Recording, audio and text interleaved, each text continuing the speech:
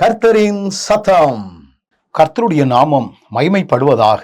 கிறிஸ்துவுக்குள் அன்பானவர்களே, இந்த நாளிலும் கர்த்தரின் சத்தம் ஒன்றை நாம் கேட்போம். மத்தேயு எழுதின சுவிசேஷம் 11வது அதிகாரம் 6வது வசனம் இப்படி சொல்லுகிறது: என்னிடத்தில் இடரல் அடையாதிருக்கிறவன் எவனோ அவன் பாக்கியவான் என்றார். இந்த வசனத்தில் வரக்கூடிய ஒரு வார்த்தை என்ன? இடரல் அடையாதிருக்கிறவன் அப்படின்னு சொல்லப்பட்டிருக்கிறது. இடரல் அடைதல் அப்படின்னா தடுமாற்றம் இல்லாமல். ஆண்டவர் ஏன் இந்த வசனத்தை சொல்லணும் அப்படின்னு ஒரு கேள்விக்குறியோடு நம்ம இந்த வசனத்தை நீங்க பார்த்தீங்கன்னா, இயேசு கிறிஸ்துவினுடைய செயல்பாடுகளை நீங்கள் பார்த்தால் மனிதர்களை போன்ற ஒரு செயல்பாடு அல்ல. இருக்கிறவனுக்கு ஒன்று, இல்லாதவனுக்கு ஒன்று அப்படின்னு தான் இந்த உலகம் செயல்பட்டு கொண்டிருக்கிறது. இப்போ ஆண்டவரை நீங்கள் பார்த்தீங்கன்னா, மிக ஏழையான மக்களிடத்திலே போய் அவர் பேச ஆரம்பிக்கிறார். நலிந்த மக்களுக்கு அவர் உதவி செய்கிறார்.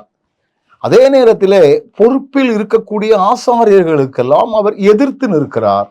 அவர்களுடைய சடங்காச்சாரமான காரியங்களுக்கெல்லாம் அவர் ஒத்து போகவில்லை. இதனால தான் அவர்கள் எல்லாம் தடுமாற்றம் அடைந்தார்கள்.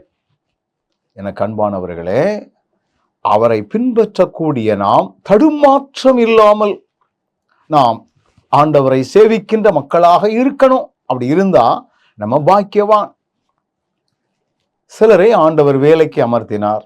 காலையில 10 மணிக்கு ஒருத்தனை கூப்பிட்டாரு, 1 மணிக்கு ஒருத்தனை கூப்பிட்டாரு, 3 மணிக்கு ஒருத்தனை கூப்பிட்டாரு.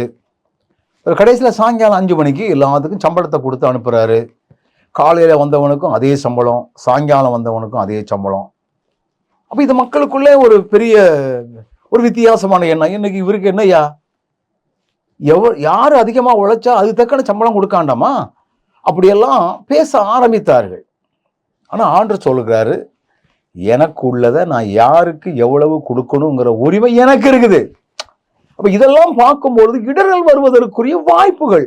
ஆனால் இவைகளை அறிந்தும் என் ஆண்டவர் எல்லாவற்றையும் சரியாய் செய்கிறவர் என்கிற எண்ணங்களோடு நாம் அவரை பின்பற்ற ஆரம்பித்தால் பாக்கியவான்களாக இருக்க ஆண்டவர் உதவி செய்வார். கண்களை மூடுவோம். நல்ல ஆண்டவரே, தடுமாற்றமே இல்லாமல் உம்மை சேவிக்கின்றவர்களாய் எங்களை மாற்றும். இயேசுவின் நாமத்தில் பிதாவே, ஆமென்.